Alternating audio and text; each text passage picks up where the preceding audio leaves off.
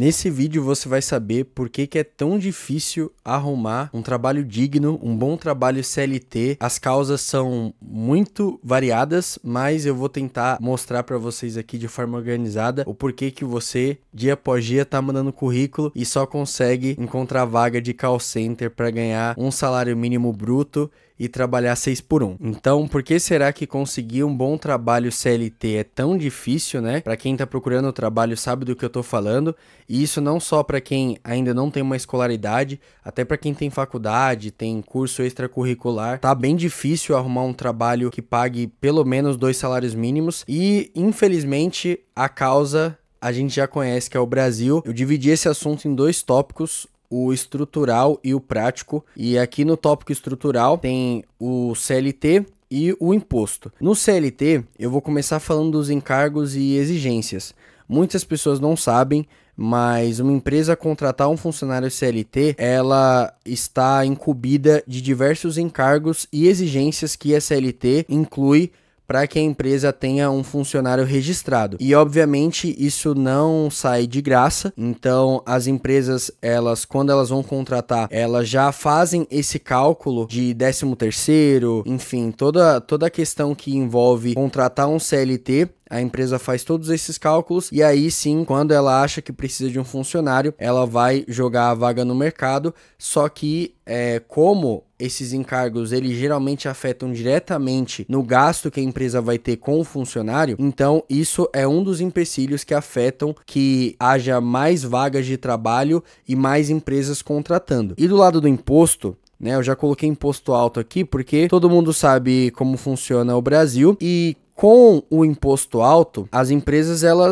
as pessoas não têm interesse em abrir empresas no Brasil e isso atrapalha com certeza na hora da empresa pesar em contratar alguém. Então o imposto ele também é um fator que atrapalha nessa questão do emprego aqui no Brasil, principalmente de surgirem vagas aí com salários decentes, né, que dê para a pessoa pagar as contas e quem sabe guardar um dinheiro. Inclusive um desses impostos é o IVA, que faz com que muitas empresas e muitas pessoas que poderiam abrir empresas aqui no Brasil optam por abrir nos países vizinhos que tem uma taxa de imposto mais convidativa, como o Paraguai, por exemplo. Lá no Paraguai é tudo 10%, esse IVA, que é o imposto que a empresa tem que pagar, é 10%, imposto de renda é 10%, tanto que a Lupo, né, a empresa Lupo de cuecas, enfim, roupa, ela abriu uma fábrica no Paraguai porque o IVA, né, esse imposto seria de 10% lá e 28% aqui. Então todo mundo que fizer essa conta vai entender por que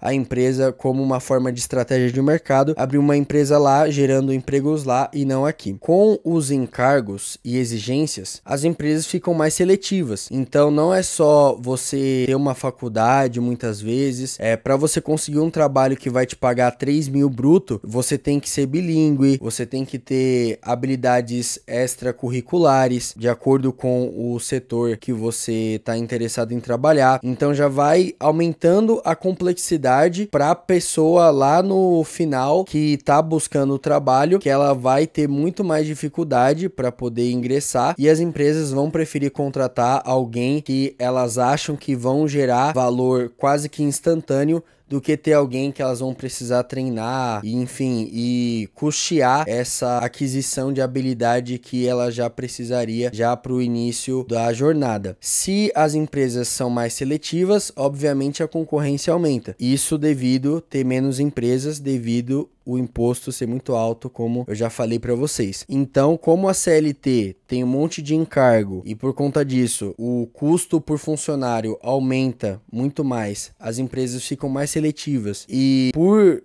ficarem mais seletivas, elas vão contratar em casos de extrema necessidade. Então é isso que vai acontecer, aumentando ainda mais esse senso de concorrência, né, nas vagas de trabalho, e com isso gera obviamente menos contratação. Então, como eu disse no começo, não é só culpa sua que talvez você não tenha muitos cursos extracurriculares, não tenha nada além de um curso superior aí, uma graduação, apesar de que é claro que é sempre bom se especializar atualizar de acordo com a demanda do mercado, mas se a gente olhar para economias já estabelecidas, né, e não emergentes, o Brasil é uma economia emergente, pelo visto sempre vai ser, essa questão de trabalho, ela já é muito bem resolvida, porque qualquer trabalho paga relativamente bem, e o pobre, mesmo sendo pobre, ele consegue ter uma vida digna, que ele consegue pagar tudo que ele precisa pagar, consegue ter o lazer, enfim, tudo que vocês já sabem que acontece fora do Brasil. E com menos contratação, eu já falei, gera uma alta barreira de entrada, justamente também por conta do imposto. Então, vocês verem que tanto o modelo de CLT que foi criado nos anos 50, tá? Isso precisaria ser atualizado, mas não é atualizado, enfim, porque contratar diva pop para fazer show em Copacabana deve ser mais importante. E com o passar dos anos, o Estado brasileiro vai ficando cada vez mais caro, porque toda vez que tem edital, né, os famosos editais de concurso público, quem nunca já ouviu do parente para fazer um concurso, né? Todos esses editais significam mais gasto do governo no futuro, e muitas áreas do governo que contratam essas pessoas através de editais, quando essas pessoas aposentam, geralmente elas aposentam com 100% do salário que elas ganhavam. Então, é aquela coisa, né? Se a pessoa ganhava 10 mil, ela não vai trabalhar, não vai produzir, e quando chegar na aposentadoria, que eu não estou dizendo que não é merecida, mas vocês já me entenderam. Tem juiz que recebe multa administrativa porque cometeu algum crime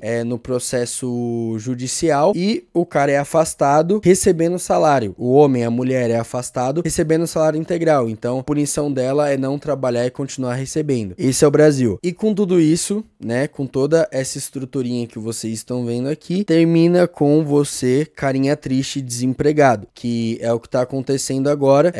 No Brasil, o salário médio é de 3.300, só que esse salário médio não significa absolutamente nada quando a gente olha a desigualdade social. E quando a gente fala de desigualdade social, não tô falando de política nem nada do tipo. É só a gente olhar países desenvolvidos, essa escala, essa estrutura social de desigualdade econômica, a diferença é muito mais tênue do que países como o Brasil, que mais de 90% da população vive ali muito próximo da pobreza, e aí você tem ali os 10% que, infelizmente, como a gente mede por baixo, quem ganha mais de 5 mil líquido por mês tá dentro dos 20% mais ricos da população. Mas aí você me fala que 5 mil não dá pra fazer nada. Concordo com você em partes, mas mesmo assim é a realidade, porque não é porque 5 mil aqui no Brasil é muito dinheiro, é porque a nossa régua tá lá embaixo, da maioria das pessoas recebendo abaixo ali dos R$ 2.500 por mês. Então acaba que ocorre tudo isso daí, e vocês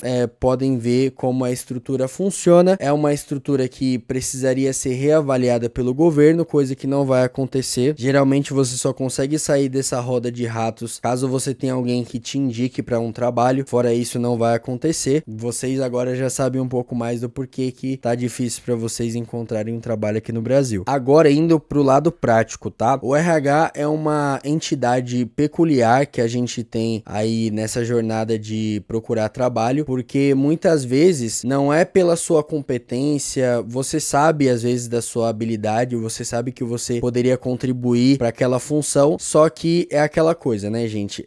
Primeiro que agora tudo é inteligência artificial, então se você tiver com o currículo formatado de uma forma que a inteligência artificial da empresa não consiga identificar as suas skills, né, as suas habilidades, você vai ser descartado. E também quando você consegue uma entrevista, geralmente o RH da empresa fica fazendo um jogo mental. Então, além de você convencer a pessoa de que você está apto para o trabalho, você muitas vezes ainda tem que conquistar a pessoa, porque é um processo humano e com certeza as pessoas levam em consideração questões físicas, questões aparentes. Então realmente é triste, mas é a realidade. Muitas vezes o que impede uma pessoa de entrar na empresa, uma pessoa que poderia ser muito útil para a vaga, é o RH, não tem o que fazer. Os profissionais da área de tecnologia reclamam muito disso, porque o trabalho deles é muito pragmático e o RH acaba tendo métodos nada ortodoxos de consultar se a pessoa ela está apta para vaga ou não, mas na verdade é só basicamente um teste de engenharia social, que é o nosso próximo tópico. Eu chamei de engenharia social porque é muito estranho como as empresas, como o RH, de novo, dessas empresas, alguns RHs, eles tendem a deixar o processo muito mais complexo do que ele poderia ser, no sentido de sempre estarem fazendo jogos mentais às vezes e pergunta expectativa salarial, que é uma coisa absolutamente bizarra, eu nunca vou entender isso. Além de muitas vezes ter algum tipo de gincana,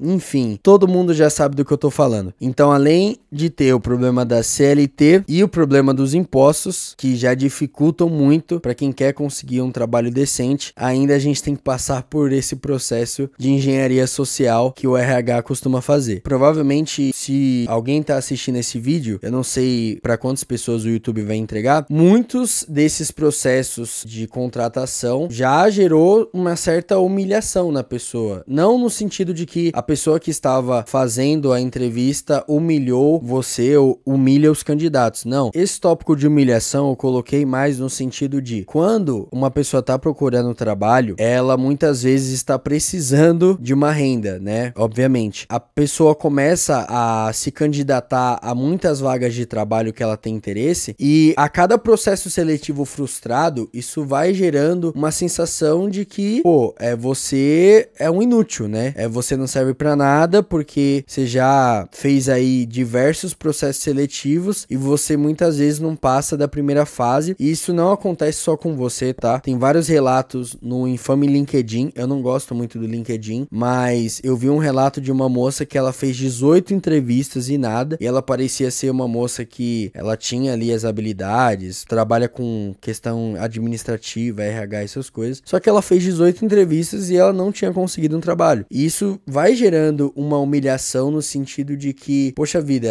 a impressão que dá é que você tem que beijar os pés de alguém para poder conseguir um trabalho. Isso é muito triste, porque isso é resultado de um sistema falido, que é o sistema que a gente está operando no Brasil atualmente, já há muito tempo, que toda a dinâmica social que deveria começar pelo Estado tá quebrada. Então, quando chega na gente, chega do jeito que tá, né? Então, é bem triste mesmo essa situação, e acaba que o que sobra no final do dia é um trabalho insalubre, que vai pagar muito pouco para você ter que trabalhar muito, e isso realmente assim gera uma sensação muito frustrante. Eu entendo perfeitamente essa situação. E com isso você vai ficando desanimado, né? Você vai ficando desanimado porque realmente parece que o mundo tá conspirando contra você. Mas na verdade não, é que você tem que falar 3 línguas e você tem que ter 2 MBAs para conseguir um trabalho que paga R$3.000, porque esse é o Brasil que a gente vive hoje, né? Eu não sou adepto de que a saída do Brasil é o aeroporto, eu não acho que seja assim, mas convenhamos, o Brasil é um ótimo país para se viver se você tem condições financeiras, se a sua família tem uma estrutura financeira legal que te possibilita ter mais tempo para você se especializar em alguma coisa, você não ter pressa de ingressar no mercado de trabalho e assim por diante. Ou seja, se você é privilegiado aqui no Brasil, o Brasil é um dos melhores países, se não o melhor país para se viver. A gente vive num país extremamente difícil para poder ascender socialmente, no sentido de ter uma vida digna, né, de conseguir comprar um carro, comprar uma casa, poder ter uma vida saudável entre trabalho e lazer. Então, infelizmente, é o país que a gente vive hoje. Eu não vejo muito vislumbre de melhora, eu não tenho esse vislumbre de melhora, mas é o que tem para hoje. Eu desejo que você que está assistindo esse vídeo, caso você esteja numa situação que você está procurando um trabalho, eu espero de verdade que você consiga encontrar algo, que você consiga se satisfazer, se sustentar e que ao longo do tempo você consiga alcançar os seus objetivos, seja no mercado de trabalho formal, seja construindo um próprio negócio, seja na internet, enfim. Infelizmente a gente está num país muito hostil para quem quer ascender socialmente de forma honesta, mas eu conheço pessoas que vieram de uma realidade extremamente pobre, extremamente limitada e conseguiram sair dessa vida através de muito trabalho. Infelizmente aqui no Brasil a a gente tem que fazer 10 vezes mais o esforço de países que possuem uma economia mais decente. Mas, enfim, eu só queria mostrar pra vocês como que essa estrutura funciona e pra você não se sentir tão frustrado assim, que a culpa não é só sua. E, bom, deixa o like, se inscreve no canal se quiser. Até o próximo vídeo, tchau.